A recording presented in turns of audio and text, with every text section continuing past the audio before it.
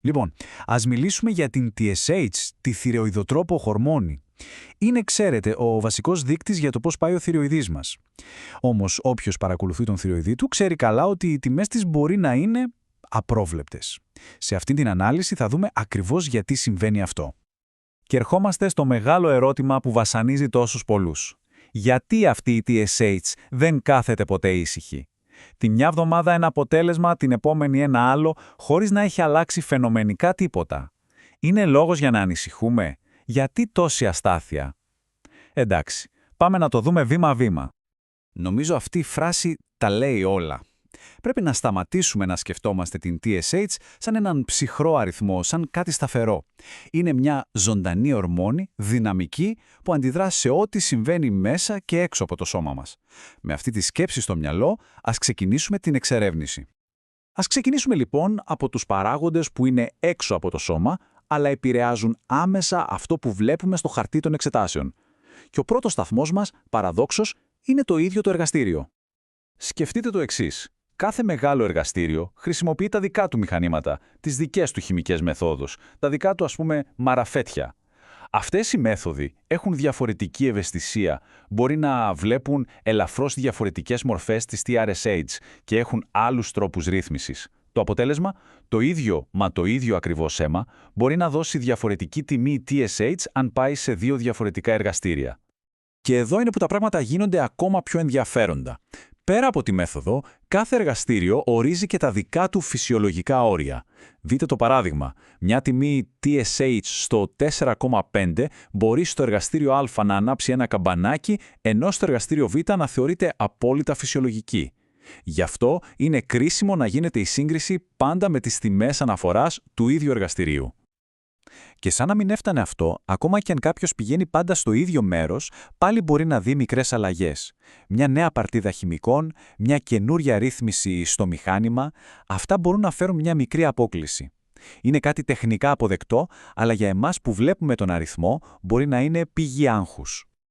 Εντάξει, αφήνουμε για λίγο τα εργαστήρια και πάμε να δούμε τι γίνεται μέσα μας. Γιατί ναι, και το ίδιο μας το σώμα έχει τους δικούς του ρυθμούς και δεν παράγει TSH σαν εργοστάσιο με σταθερό ρυθμό. Η TCG ζει και αναπνέει με το 24ωρο ρολόι του σώματος. Αυτό λέγεται κυρκάδιος ρυθμός. Κοιτάξτε, οι τιμές της είναι φυσιολογικά πιο ψηλά νωρίς το πρωί και πέφτουν στο χαμηλότερο σημείο τους αργά το απόγευμα. Αυτό σημαίνει ότι μια αιμοληψία στις 8 το πρωί και μία στις 5 το απόγευμα, στο ίδιο άτομο, την ίδια μέρα, θα δώσουν διαφορετικά αποτελέσματα. Τόσο απλά. Και βέβαια, έχουμε και τους άλλους παίκτες που μπαίνουν στο παιχνίδι. Πάρα πολλά φάρμακα και συμπληρώματα επηρεάζουν την TSH. Το να πάρει κανείς τη λεβοθυροξίνη ακριβώς πριν την εξέταση θα ρίξει τεχνητά την τιμή. Τα κορτικοειδή τη μειώνουν, το λίθιο την αυξάνει, αλλά ο μεγάλος μπελάς συνήθως είναι η βιωτίνη. Αυτό κρατήστε το. Είναι πάρα πολύ σημαντικό. Η βιωτίνη, που υπάρχει σε άπειρα συμπληρώματα για μαλλιά και νύχια, κάνει παρεμβολές στην ίδια τη μέκρηση στο εργαστήριο. Το αποτέλεσμα, μια ψεύτικα χαμηλή TSH.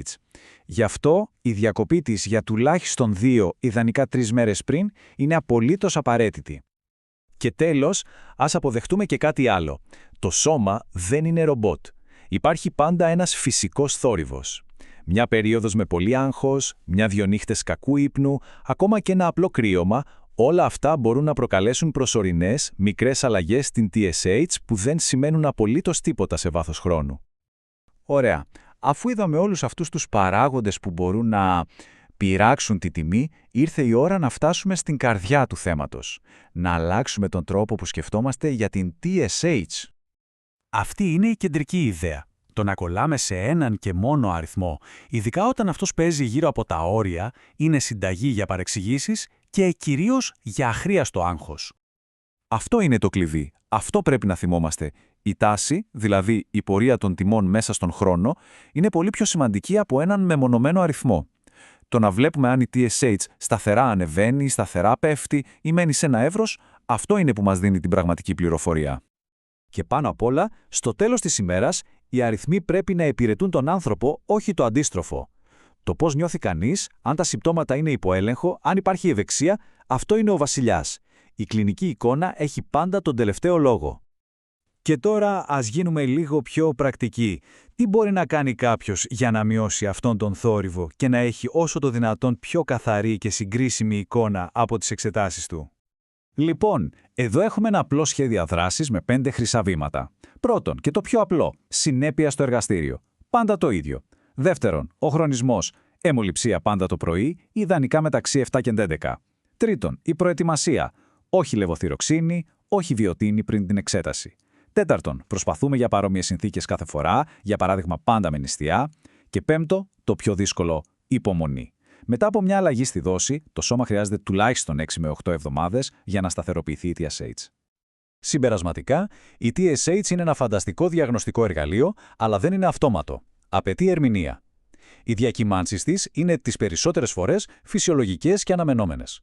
Το να καταλαβαίνουμε από πού προέρχονται μας βοηθά να συνεργαστούμε καλύτερα με τον γιατρό, ο οποίος στο τέλος είναι ο μόνος που μπορεί να συνθέσει όλα τα κομμάτια του παζλ, εξετάσεις, συμπτώματα, κλινική εικόνα και να πάρει τη σωστή απόφαση.